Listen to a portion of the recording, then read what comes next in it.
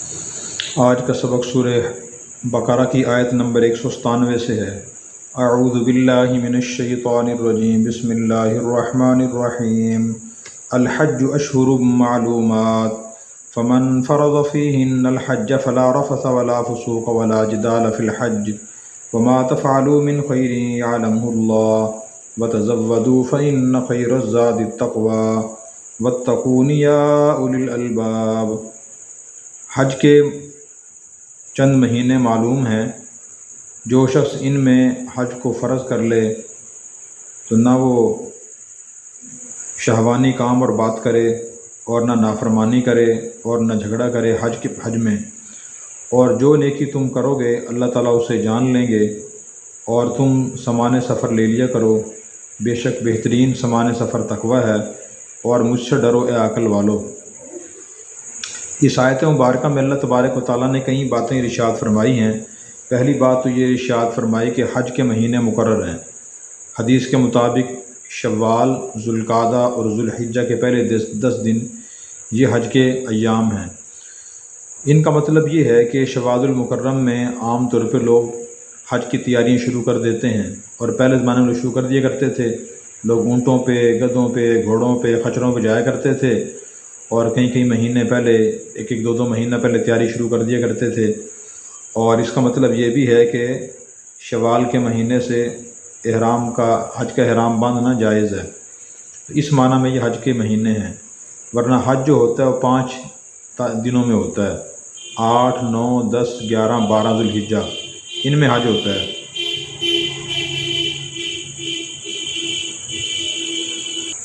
اور اس سے یہ بات بھی سمجھ آتی ہے کہ دین اسلام میں نظم و ضبط کی بڑی اہمیت ہے۔ دیکھیں، نمازوں کے اوقات مقرر ہیں، ان سے پہلے کوئی نماز پڑھ لے تو اس کی نماز ادا نہیں ہوگی۔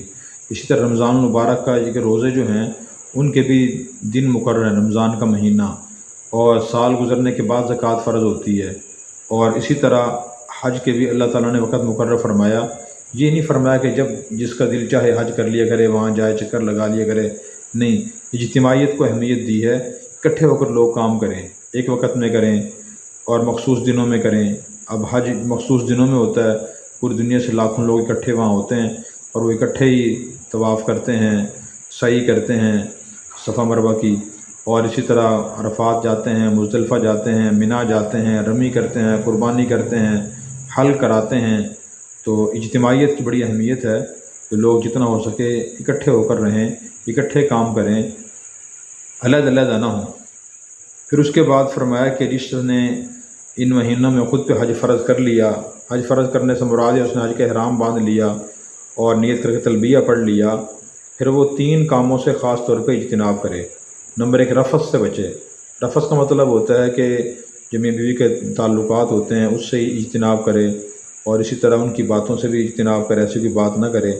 اور دوسری بات میں ولا فسوق کا، اور وہ نافرمانی نہ کرے، نہ اللہ کا حق کی حق تلفی کرے، نہ بندے کی حق تلفی کرے۔ خاص طور پر ان دنوں میں نماز نہ چھوڑے، اور اسی طرح گناہ نہ کرے، نظر کا گناہ، زبان کا گناہ۔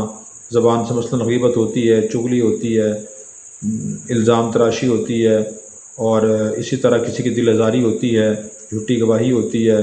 تو زبان سے یہ گناہ نہ کرے، اللہ کی حق تلفی نہ کرے، نماز نہ چھوڑے، کوئی اور دوسرے گناہ نہ کرے، کان سے غیبت نہ سنے، زبان سے غیبت نہ کرے، تو فسوق بھی نہ کرے، ولا جدال، اور نہ لڑائی کرے۔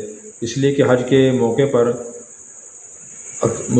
حجاج کرام اکٹھے ہی ہوتے ہیں، منی میں اکٹھے، مزدلفہ میں اکٹھے، طواف میں اکٹھے، اور اسی طرح صفا مروہ کی سعی میں اکٹھے ہوتے ہیں، رمی کرتے ہوئے اکٹھے ہوتے ہیں، گاڑی میں اکٹھے ہوتے ہیں، ہوٹل میں اکٹھے ہوتے ہیں، نماز پڑھتے ہوئے اکٹھے ہوتے ہیں۔ جب مختلف مزاج کے لوگ جمع ہوتے ہیں تو پھر ظاہر مزاج خلاف کام بھی ہو جاتے ہیں، باتیں بھی ہو جاتی ہیں۔ مثلاً اس دوران لازمی طور پر ایک آدمی زیادہ بولنے والا ہوگا، ایک کم بولنے والا ہوگا، ایک محتاط ہوگا، ایک غیر محتاط ہوگا، اور اسی طرح ایک زیادہ کھانے پینے والا ہوگا، ایک کم کھانے پینے والا ہوگا، ایک دوسروں کا احساس کرنے والا ہوگا، دوسرا احساس نہ کرنے والا بھی ہوگا۔ تو اس موقع پر خاص طور پر اس مبارک سفر میں لڑائی نہ کی جائے۔ اور اس میں سبق ہے ہمارے لیے، جہاں بھی اکٹھے رہیں ہم تو برداشت کریں، گھر میں رہیں، خاندان میں رہیں، کسی ادارے میں رہیں، تو ہر جگہ مختلف مزاج کے لوگ ہمیں ملتے ہیں۔ بیوی کا مزاج مختلف ہوتا ہے، ماں باپ اولاد کے مزاج مختلف ہوتے ہیں، بھائیوں کے مزاج مختلف ہوتے ہیں، دوستوں کے مزاج مختلف ہوتے ہیں تو ان سب کو برداشت کرنا ہم سیکھیں۔ نبی کریم صلی اللہ علیہ وسلم نے مختلف قبیلوں، خاندانوں اور علاقوں اور ملکوں کے لوگوں کو دین سکھایا ہے، اور آپ کے صحابہ کرام مختلف مزاج کے لوگ تھے۔ ابوبکر رضی اللہ عنہ بہت رحم دل تھے، حضرت عمر رضی اللہ عنہ ذرا غصے والے تھے، حضرت عثمان رضی اللہ عنہ بہت ذرا شرم و حیا والے تھے، حضرت علی رضی اللہ عنہ میں بہادری کا وصف بہت ذرا تھا۔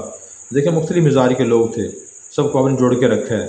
تو ماں باپ کی ذمہ داری بھی یہ ہے کہ جو کسی ادارے کا سربراہ ہو، گھر کا سربراہ ہو، اس کی ذمہ داری یہ ہے کہ وہ لوگوں کو جوڑ کر رکھے اور مختلف مزاجوں کو برداشت کرے۔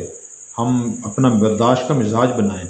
آج ہمارے مزاجوں میں برداشت تقریباً ختم ہو گئی ہے، اور اس وجہ سے بہت مسائل پیدا ہو رہے ہیں۔ ہم برداشت کریں۔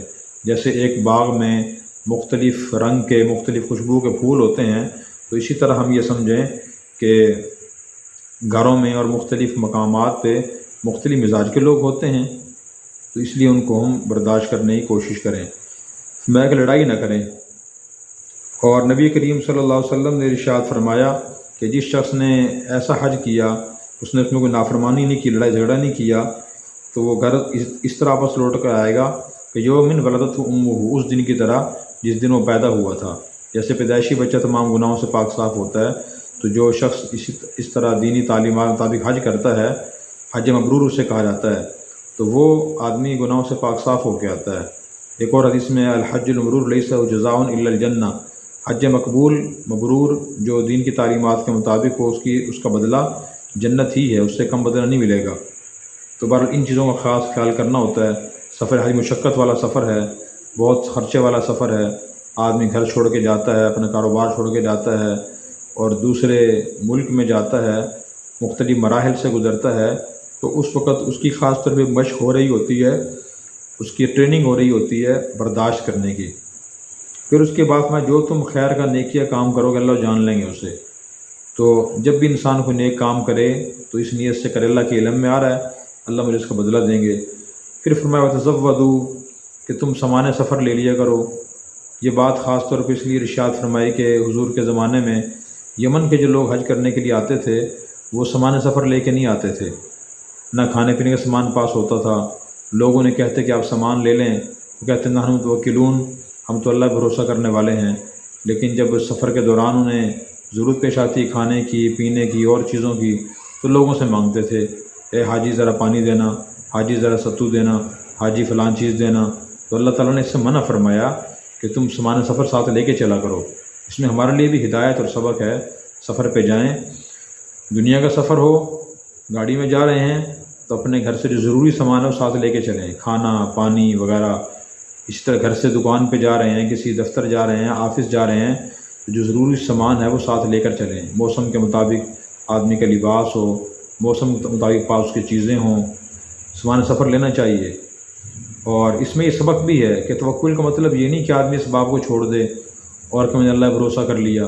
توکل کا مطلب یہ نہیں ہوتا، یہ غلط تشریح ہے دین کی جو بے علم لوگ کرتے ہیں۔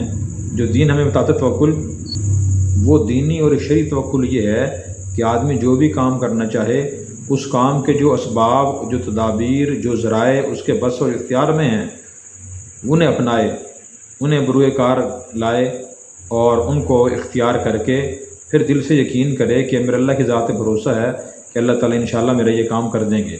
یہ توکل کا مطلب۔ مثلاً ایک آدمی بیمار ہو گیا، اس کے لیے وہ حکم یہ ہے کہ وہ کسی اچھے ڈاکٹر کے پاس جائے اور نسخہ تجویز کرائے، پھر دوائی خریدے اور اچھی طرح وقت پہ استعمال کرے، پرہیز کرے، دل سے یقین کرے کہ انشاءاللہ اللہ مجھے شفا عطا فرما دیں گے۔